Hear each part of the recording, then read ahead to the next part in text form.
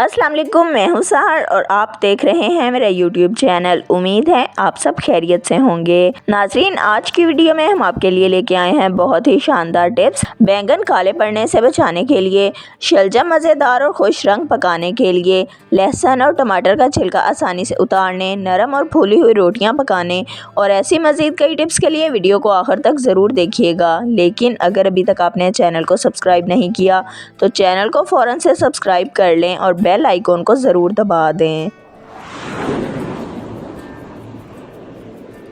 बैंगन काले पड़ने से बचाने के लिए, बैंगन काट कर रखने के फ़ौरन बाद ही काले पड़ जाते हैं। लेकिन अगर आप बैंगन काट कर कुछ देर के बाद पकाना चाहते हैं और इनका रंग काला होने से बचाना चाहते हैं तो एक बाउल में ठंडा पानी और थोड़ा सा नमक डालकर इसमें बैंगन भिगो कर रख दें। इस तरीके से बैंगन काफ़ी देर तक काले नहीं होंगे और इनका रंग भी बिल्कुल फ्रेश रहेगा। शलजम के सालन के अच्छे रंग के लिए, अगर आप शलजम के सालन को खुश रंग और मज़ेदार बनाना चाहते हैं तो शलजम का सालन पकाते हुए आखिर में इसमें चाय का 1 चम्मच चीनी डाल दें। इससे शलजम के सालन का रंग और जायका दोनों बहुत अच्छे हो जाएंगे। नरम और फूली हुई रोटियां पकाने के लिए, अगर आप नरम और फूली हुई रोटियां पकाना चाहते हैं तो सबसे पहले गंदम का खालिस आटा इस्तेमाल करें। बाज़ारी थैले के आटे का इस्तेमाल तर्क कर दें क्योंकि ये सेहत के लिए भी अच्छा नहीं है और इसके अलावा इसकी रोटियां भी अच्छी नहीं बनती। इसके अलावा आटा गूंथते हुए इसमें नीम गर्म पानी और नमक के साथ साथ 3 से 4 चम्मच तेल भी शामिल कर दें और फिर आटा गूंदें। इस तरीके से गूंथे गए आटे की रोटियां नरम और फूली हुई बनेंगी और इसके अलावा ये काफ़ी देर तक खुश्क भी नहीं होंगी। नंबर 2, अगर आप नरम और मज़ेदार रोटियां पकाना चाहते हैं तो आटा गूंथते हुए इसमें थोड़ा सा दही और नीम गर्म पानी शामिल कर दें। इससे आटे का खमीर उठेगा और रोटियां नरम, फूली हुई और मज़ेदार बनेंगी। लहसुन आसानी से छीलने के लिए, लहसुन छीलना अक्सर लोगों को बहुत मुश्किल लगता है, लेकिन अगर आप आसानी से और कम टाइम में ज़्यादा लहसुन छीलना चाहते हैं तो लहसुन को 30 से 40 सेकंड के लिए ओवन में रख दें और फिर निकाल लें और इसके बाद इन्हें थोड़ा सा मसलें। अब छिलके खुद ब खुद अलग होने लग जाएंगे।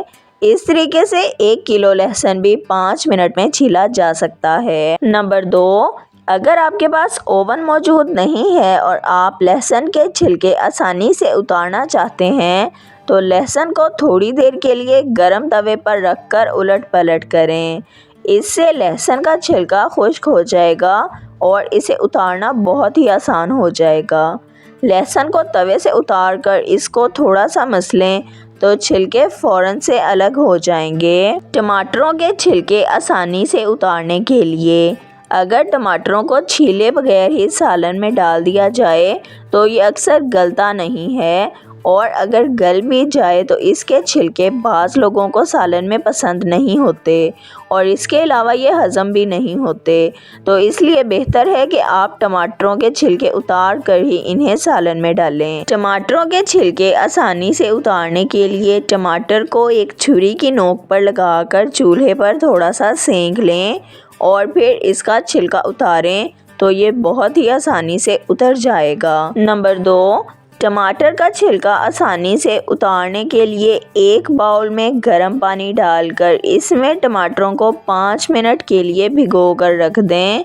इस तरीके से भी टमाटर का छिलका बहुत ही आसानी से उतर जाएगा। वीडियो को लाइक, शेयर और सब्सक्राइब कर दें। बेल आइकॉन को दबा दें ताकि आपको हमारी आने वाली तमाम वीडियोस का नोटिफिकेशन सबसे पहले मिलता रहे। वीडियो को अपने फ्रेंड्स और फैमिली के साथ ज़रूर शेयर करें ताकि वो भी इन कीमती टोटकों से फ़ायदा उठा सकें। अगर आप भी किसी मसले का हल जानना या बताना चाहते हैं तो कमेंट सेक्शन में लिख दें। अपना ख्याल रखिएगा। हमें इजाज़त दीजिए। अल्लाह हाफिज़।